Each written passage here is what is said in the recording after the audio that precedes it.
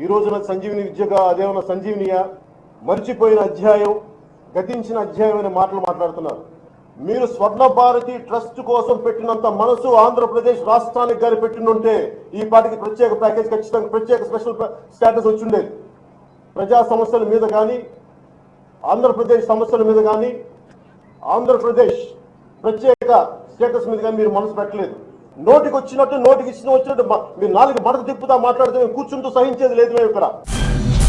అన్నిటికన్నా సులభమైన పని అయితే మాట్లాడడం, అన్నిటికన్నా సులభమైన పని అంటే నినాదాలు ఇవ్వడం. నినాదం ఇవ్వడం ఏమని చెప్పండి.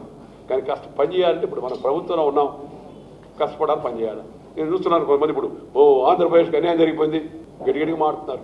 ఈ మాట్లాడుతున్న వాళ్ళందరూ అప్పుడు ఎక్కడ ఉన్నారా అంటే ఇవాళ ప్రత్యేక హోదా గురించి కూడా మాట్లాడుతున్నారే. ఈ హోదా కోసం మేము గోదాలో దిగుతామని చెప్పేవాళ్ళందరూ అప్పుడు ఎక్కడ ఉన్నారని అడగండి.